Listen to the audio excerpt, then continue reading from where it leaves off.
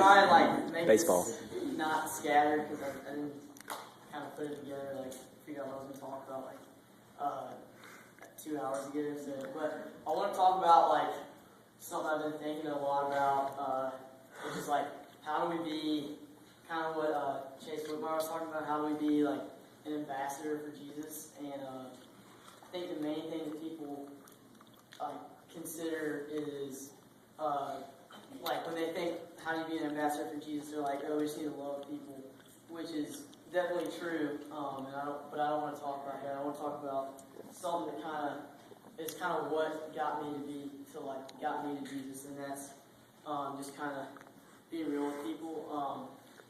But anyway, when I was in 9th grade, I wasn't really what didn't like. I prayed every night. I believed in Jesus. Like I believed He existed.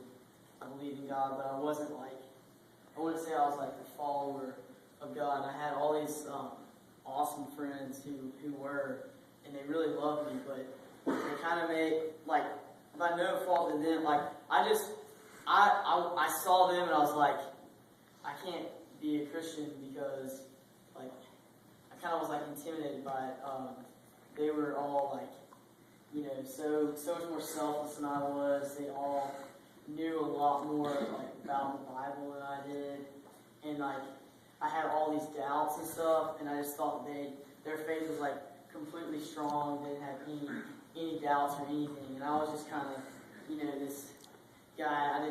I had tons of doubts. I was super self-centered.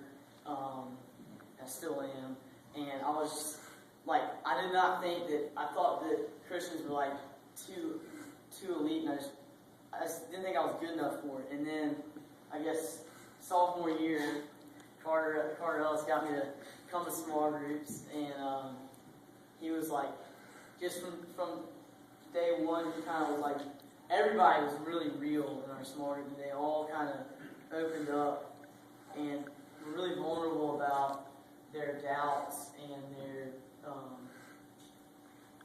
their struggle with sin. And I just basically what I'm saying is kind of the meat of my talk is they were willing to share their heart and their struggle with me, and it showed that it was through that I got like the fundamental message of Christianity, which Jesus is saying. He's not saying if you're good, like you can be a Christian. It's the whole point is we're all sinners, and it's through Jesus' grace that we are like redeemed, that we are a part of this community, and that's how I found it. And basically, I just want Tim Keller and a lot of his sermons, he talks about like the main teaching of Jesus is to be generous, but and so like we always say, okay, that means be generous with our money. But one thing he talks about is being generous, not just with our money, but with our hearts, and like being willing to share our struggles. And I don't do a good job of that, but that is what I think. If we want to see, like, if we want people, in being an ambassador of Jesus, if we want to let people know what the Christian message is, we have to be willing to be generous with our heart, and like being generous with our money, that is a sacrifice. It is like saying, if you give away your money, like there is a sacrifice to that. There is a downfall to that. Like you lose a little bit of money. And if you are generous with your heart, generous with your struggles, and open about it, open with your sin, then there are going to be consequences to that. There are going to be people who might lose respect for you. People who might think, I thought Jack was this awesome guy, but he's not. And like, but I have to be willing to let people know that I'm not. And through that people can see that, man, he still loves me. He's still a loving person. He still, like, follows Jesus even though he's a sinner. Like, maybe there's something to this.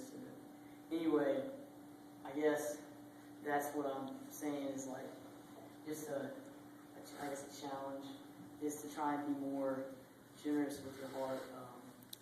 Something I'm trying to do. I don't know how well a job doing it, but that's kind of what helped bring me to Jesus. So, it's a challenge to everybody here. So.